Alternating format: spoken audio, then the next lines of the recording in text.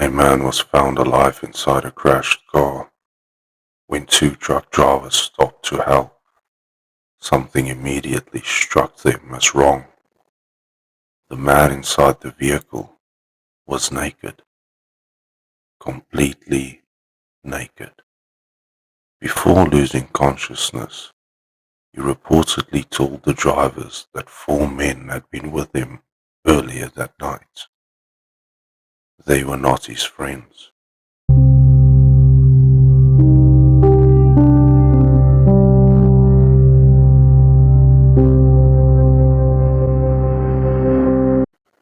In October 1984, Günther Stoll was living with his wife and young daughter in the small West German village of Unshausen. By most outward appearances, his life was ordinary. He was 34 years old and had trained as a food engineer. People who knew him described him as intelligent, quiet, and reserved. Nothing in his background suggested the kind of circumstances that would later place his name at the center of one of Germany's most enduring mysteries.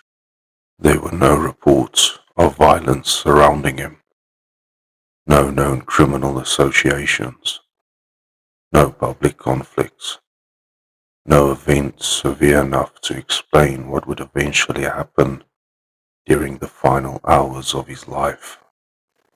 He lived quietly, and in many ways, that quietness would later become part of what made this case so unsettling. Because the details that emerged afterward did not seem to belong to someone whose life appeared so ordinary from the outside. The village itself was small and uneventful, the kind of place where routines repeated themselves predictably, where people recognized familiar vehicles on the road, and where unusual behavior rarely passed unnoticed for long. But sometime during the months leading up to October 1984, those closest to Stoll began noticing small changes in him.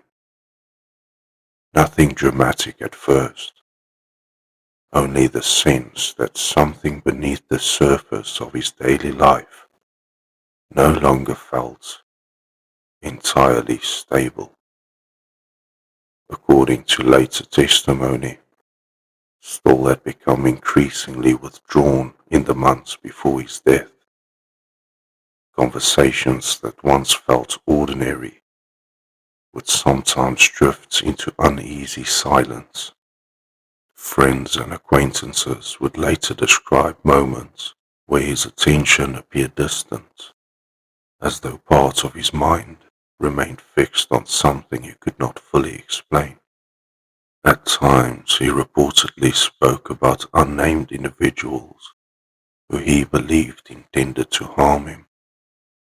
He referred to them only as they, never clearly identifying who they were. Importantly, investigators never found evidence confirming that any real threats against him existed. No identified group, no known dispute, no documented conflict capable of explaining the fear he appeared to carry. Only the repeated suggestion that something around him no longer felt safe. People close to Stoll did not describe sudden outbursts or dramatic behavior. The changes appeared quieter than that, more internal, a growing sense of tension that revealed itself in fragments rather than declaration. There were moments where he seemed distracted during conversation, pausing as though trying to connect thoughts that refused to settle into clarity, and when others attempted to understand what was troubling him, his explanations reportedly remained vague. and incomplete. Whatever conclusion he believed he was approaching, he either could not explain it or chose not to. Then late on the evening of October 25th, 1984, something appeared to shift. Stoll sat inside the family home when he suddenly spoke aloud. Now I understand, or more precisely, now a light dawns on me. The moment remained fixed in his wife's memory long afterward, not because she understood what he meant, but because of what followed immediately after. Stoll reached for a piece of paper and began to write. The sequence he wrote has never fully been agreed upon. It may have been YOGTZE, or possibly YOGTZE. Almost immediately afterward, he crossed the letters out. No explanation followed. The original paper was later discarded and never recovered by investigators. As a result, whatever meaning the sequence may have carried survived only through his wife's memory of what she had seen written on the page, and because the note itself disappeared, the case would later become trapped in a strange position between evidence and recollection, a message remembered clearly enough to disturb people for decades, but never preserved long enough to be properly examined. Stoll appeared convinced that he had realized something important, but if he intended to explain it, he never did. Not long afterward, he left the house alone and drove into the night. Stoll's next confirmed stop was a small local pub he was known to visit regularly. Witnesses later stated that he entered the establishment appearing tense, but otherwise calm. Nothing about his behavior immediately suggested the kind of sequence already beginning to unfold around him. He ordered a beer and took a seat. Then, before he had even taken a sip, he suddenly collapsed from the stool. The fall was hard enough to leave visible injuries on his face. At first, those nearby believed he may have suffered from some kind of medical emergency. People moved quickly to assist him as he lay on the floor of the pub, bleeding and unconscious from the fall. But within moments, Stoll regained consciousness, and according to witnesses, he appeared confused. He reportedly told the people around him that he had suddenly blacked out. No clear explanation followed, and despite the collapse, the injuries, and the concern from those around him, Stoll stood up, left the pub, and continued driving into the night. Sometime after leaving the pub, Stoll drove to the village where he had grown up. There, he arrived unexpectedly at the home of an elderly woman he had known since childhood. The visit took place late enough at night that his arrival immediately felt unusual. According to the woman's later account, Stoll appeared visibly distressed, not aggressive, not intoxicated, frightened. During the conversation, he reportedly told her that something terrible was going to happen. But once again, the explanation remained incomplete. He did not clearly describe what he believed was coming, who he feared, or why he appeared so convinced that danger was approaching. The woman reportedly attempted to calm him and suggested that he return home or speak to his parents, but Stoll resisted the idea. According to her recollection, he responded that his parents would not understand. The statement only deepened the uncertainty surrounding his state of mind, because by that point in the night, Stoll appeared caught between two realities, one external and undefined, and another unfolding entirely inside his own thoughts. Not long afterward, he left the house and returned to the road once again. After leaving the village, Stoll continued driving through the night.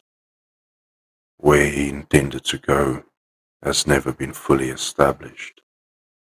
By that stage of the evening, the sequence of confirmed events had already become fragmented. Witnesses could place him at specific locations throughout the night, but the purpose behind his movements remained increasingly difficult to understand.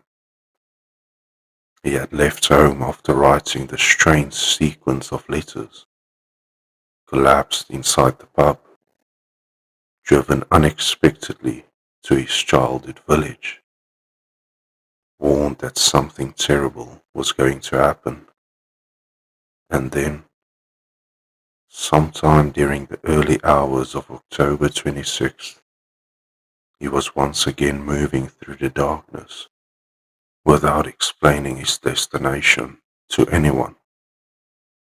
The roads ahead of him were mostly empty, and whatever conclusions Stoll believed he had reached earlier that evening, he was still carrying it with him. Sometime after 3 in the morning, two truck drivers traveling along a West German roadway noticed a crashed Volkswagen Golf positioned in a roadside ditch. As they slowed to investigate the scene, one detail immediately separated the crash from anything ordinary. The man inside the vehicle was naked, completely naked. The injuries covering his body appeared severe enough that the drivers initially struggled to understand how he was still alive. According to later accounts, the truck drivers attempted to speak with him while waiting for emergency assistance to arrive, and despite the condition he was in, Stoll reportedly managed to provide a fragmented explanation of what had happened. 4 men had been with him earlier that night. They were not his friends. No names followed. No description clear enough to identify anyone. Only the brief suggestion that other people had been involved before the crash occurred. Then the explanation stopped, and not long afterward, Stoll lost consciousness permanently. He died before investigators could properly question him about what had happened during the final hours of his life.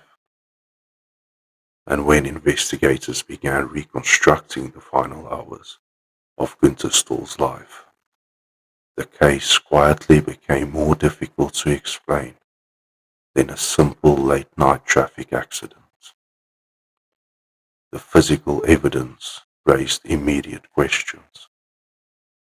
According to early investigative findings, some of Stoll's injuries appeared inconsistent with the crash alone. Authorities considered the possibility that he may have suffered at least some of the injuries elsewhere before the vehicle left the roadway. Exactly how that might have occurred was never conclusively determined. The circumstances surrounding his condition inside the car only added to the uncertainty.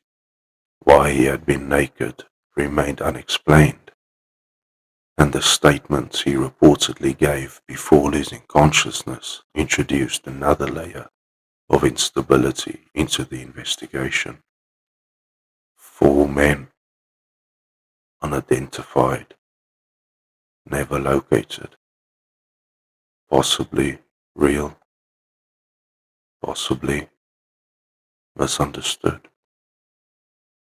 Investigators spent years attempting to determine whether Stoll's fears throughout the months leading up to his death had been connected to an actual threat, or whether they reflected a growing psychological crisis that only appeared meaningful after the crash. Neither explanation fully resolved the contradictions surrounding the case. Over time, public attention increasingly focused on the strange sequence of letters he had written earlier that night. YOGTZE, or possibly YOGTZE. The meaning of the message became the center of endless speculation. Some believed it may have been a code. Others suggested it resembled a radio call sign or technical abbreviation. Some dismissed it entirely as meaningless writing produced during a period of mental distress. But because the original note had never been preserved, no interpretation could ever be properly verified. And as the years passed, the case slowly transformed into something larger than a conventional investigation. Not because investigators had discovered evidence proving something extraordinary had happened, but because the sequence of events refused to settle into a single coherent explanation. Then in 2025, German authorities publicly re-evaluated the case using modern forensic review. According to the reassessment, investigators no longer believed there was strong evidence supporting homicide. Instead, the newer findings suggested that many of Stoll's injuries could plausibly have resulted from the crash itself. No confirmed evidence of a larger conspiracy emerged. No identifiable group connected to the case was ever discovered. And despite decades of speculation, the existence of the alleged 4 men was never independently verified beyond the statement given by Stoll shortly before his death. The modern conclusion did not erase the disturbing nature of the case. If anything, it changed the source of the unease entirely. Because if Günther Stoll had truly been alone that night, then the most unsettling part of the story may not have been the crash itself, but the possibility that during the final hours of his life, he became convinced he understood something terrible that no one else could see. More than 40 years later, no one has ever determined what Günther Stoll believed he had finally understood that night. The sequence of letters he wrote down before leaving home was never conclusively explained. A message crossed out almost as quickly as it has been written, and because the original paper disappeared, the meaning behind it survived only through memory. What remains instead is the sequence itself. A man growing increasingly fearful of something he could not properly explain. A sudden declaration that he finally understood. A collapse inside a pub. An unexpected visit in the middle of the night. And finally, a crashed vehicle discovered on an isolated roadway with its driver severely injured and completely naked. The explanation surrounding the case changed over time, but the atmosphere surrounding it never fully disappeared, because even after the investigations, the forensic reviews, and the modern reassessments, one unsettling question still remains suspended over the final hours of Günther Stoll's life. What was it that Günther Stoll believed he had finally understood that night? The record remembers.